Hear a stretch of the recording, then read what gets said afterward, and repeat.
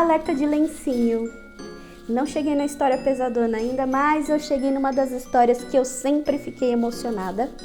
Essa história aconteceu quando a minha avó era criança. Inclusive, eu fiz um relato dessa história para o canal Assombrado. Vou até deixar o link aqui se eu encontrar, para vocês escutarem pela voz da Ana, que é uma pessoa que eu admiro muito do canal Assombrado.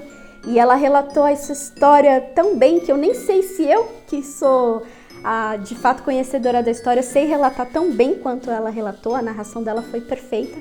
Mas eu vou contar aqui. Então, alerta de lencinho, porque é uma história que dá uma certa emoção de escutar. E a minha avó, sempre que ela contava, ela se emocionava. Isso aconteceu, como eu expliquei, isso aconteceu quando ela era criança. E é uma história muito bonita, né?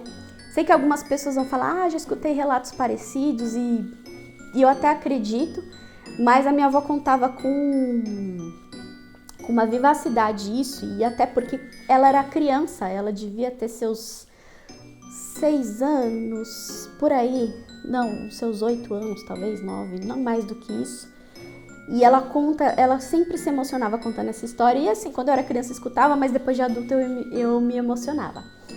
Eu vou intitular como A Procissão das Almas. Bom, a minha avó, como todas as famílias antigas, veio de uma família com muitos irmãos, né? Pai, mãe e trocentos mil irmãos.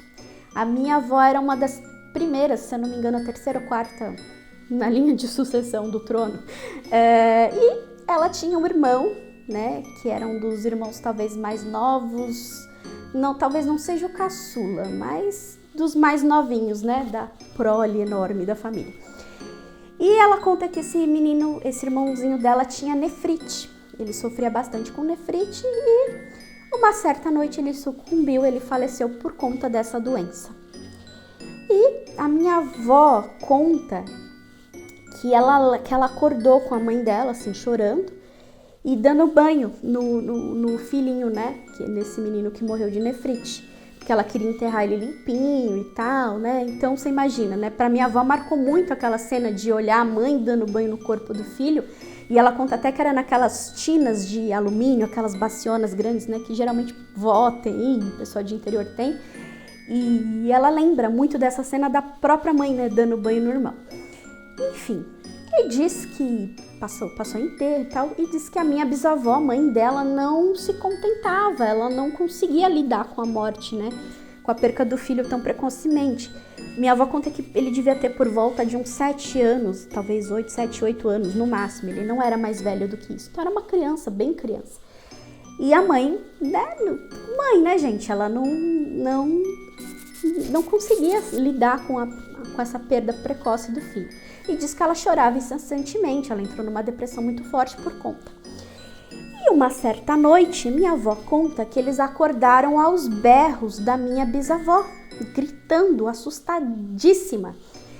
E todo mundo foi acalmar ela e só depois ela conseguiu explicar o que ela aconteceu. Passaram-se, não sei se passaram-se dias ou meses, mas enfim, ela conta, minha bisavó contava que ela foi na janela se refrescar porque era uma noite assim de muito calor, tava muito calor.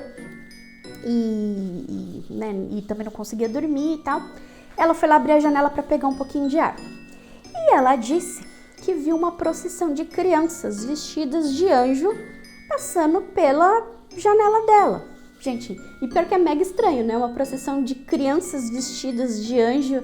E assim, não era tipo de noite, 8 horas da noite, que tivesse alguma paróquia, que tivesse fazendo alguma procissão. E também não era nenhum dia de santo, assim.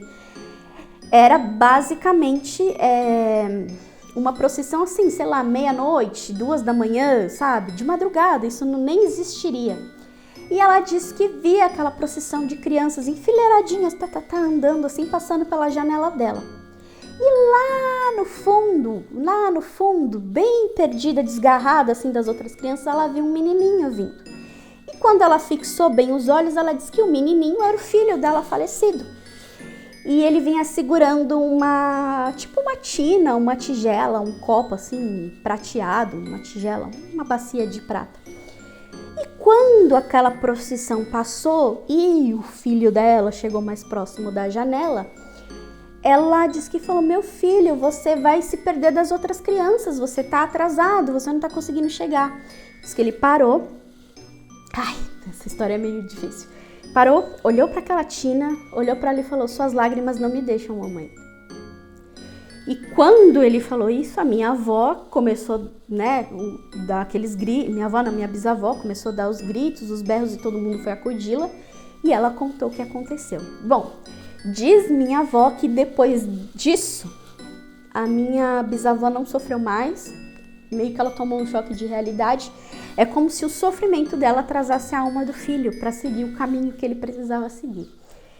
É um relato, assim, que até, assim, ó, eu conto, eu fico, não dá pra ver na câmera, mas eu fico mega arrepiada, porque, assim, eu me ponho no lugar, assim, sabe? E, sei lá, é estranho, né? Você fala, você perdeu um filho e, né, você tá sofrendo com o luto e ao mesmo tempo você tá atrasando, né, aquele espírito, não sei. Mas, enfim, é um relato que a minha avó conta e era muito impressionante e ela se emocionava e hoje eu me emociono contando, apesar de ter visto, não ter conhecido minha bisavó, assim, mas... sei lá, você se coloca no lugar, né? Por isso que eu falei alerta de lencinho, porque ó, eu já tô aqui meio mareada com essa história. Mas é isso. É uma das histórias, talvez, mais alerta de lencinho que eu posso contar da minha família.